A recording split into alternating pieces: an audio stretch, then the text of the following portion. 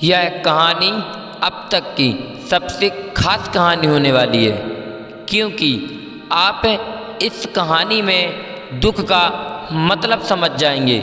हमारी ज़िंदगी में दुख क्यों आते हैं और हम इन दुखों से किस प्रकार निकल सकते हैं। तथागत एक बार भगवान गौतम बुद्ध अपने सभी शिष्यों के साथ जंगल के रास्ते जा रहे थे। तभी काफ़ी दूरी चलते चलते भगवान गौतम बुद्ध ने एक वृक्ष के नीचे अपना आसन ग्रहण किया। तभी उनके सभी शिष्य भी उनके समक्ष आकर बैठ गए। उस वृक्ष की छाया में एक अलग ही प्रकार की शांति का अनुभव हो रहा था। भगवान गौतम बुद्ध और उनके सभी शिष्य उस शांति को अनुभव कर रहे थे कि उनका एक शिष्य खड़ा हुआ और बोला, हे बुद्ध, मैं आपसे एक प्रश्न पूछना चाहता हूँ। तब भगवान गौतम बुद्ध ने कहा, पूछो। तब वह भिक्षुई शिष्य कहता है, मैंने आपके चेहरे पर कभी भी दुख नहीं देखा है।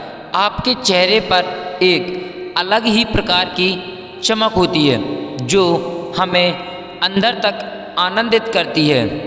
और मेरे भिक्षुई जीवन से पहले मेरे जीवन में अनेक प्रकार के कष्ट और दुख थे, लेकिन मैं अभी तक दुख क्या है यह नहीं समझ पाया हूँ। कृपया आप मुझे बताएं कि हमारे जीवन में दुख क्या है।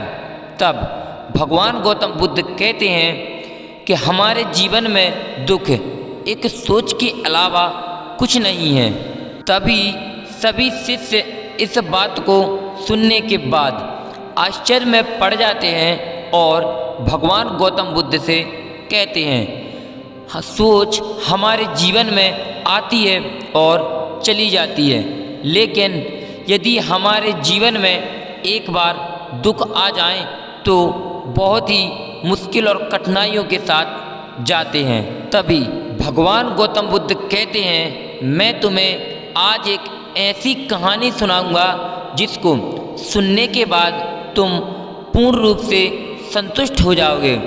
तथागत एक बार एक बहुत बड़े व्यक्ति के पास एक नौकर था। उसका नौकर बहुत ही ईमानदार और वफादार था। कभी भी उसका मालिक उसे ना डांटता ना पीटता, क्योंकि वह बहुत ही ईमानदार और वफादार था। फिर एक दिन उसका मालिक कहीं बाहर गया और वह एक बहुत ही कीमती वस्तु ले आया। तब उसने आने के बाद अपने नौकर को बुलाया और कहा, तुम इस कीमती वस्तु की अच्छे से देखभाल करोगे। तब वह नौकर बोला, ठीक है। फिर एक दिन वह नौकर जब सारे घर की सफाई कर रहा था, तब वह सफाई करते करते उस वस्तु के पास भी पहुंच गया। उसने उस वस्तु को सफाई के लिए उठाया और वह वस्तु उसके हाथ से फिसलकर गिर गई और टूट गई। जब यह बात उसके मालिक को पता चली, तब उसे बहुत क्रोध आया और उसे डांट फटकार करने लगा। उसका मालिक ना उसे पीट सकता था और ना ही नौकरी से निकाल सकता था, क्योंकि वह उसका पुराना नौकर और बहुत ही वफादार था। उस वस्तु का टूट जाने का मालिक को बहुत ही दुख था। शाम होते ही नौकर अपने बिस्तर पर आराम से खर्राटे लेते हुए सो गया, लेकिन मालिक को सारी रात नींद न आई और उसने नौकर के कमरे में जाकर देखा। तब नौकर बहुत ही शांति के साथ सो रहा था। फिर मालिक ने एक तरकीब सूझी। वह उस नौकर के पास गया और बोला, मैं क्या करूं? मैं यह कीमती वस्तु तुम्हारे लिए उपहार स्वरूप लेकर आया था, लेकिन अब क्या किया जाए? यह वस्तु तो टूट गई है। तब नौकर ने कहा, ये कैसे हो गया? नौकर को इस बात का बहुत ही पछतावा होने लगा। मालिक गया और अपने रूम में आराम से सो गया, लेकिन नौकर को अब नींद ही नहीं आ रही थी और वह एक गहरे दुख के समंदर में डूब गया। इसी प्रकार जब तक मालिक ने उस वस्तु से मोह प्रेम रखा और वस्तु का मोह अपनी सोच से नहीं निकाला, तब तक वह मालिक बहुत ही दुखी रहा।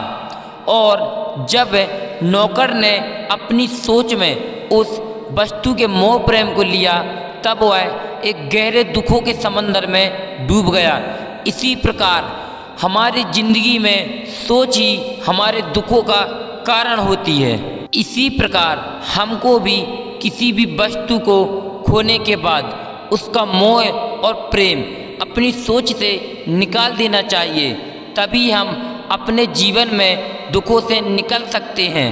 तब वह शिष्य भगवान गौतम बुद्ध से बोला, मैं आपकी बात से पूर्ण रूप से संतुष्ट हो गया हूँ कि दुख एक सोच के अलावा और कुछ भी नहीं है। हम जैसा सोचते हैं वैसा ही दुख और सुख का अनुभव हमको होता है।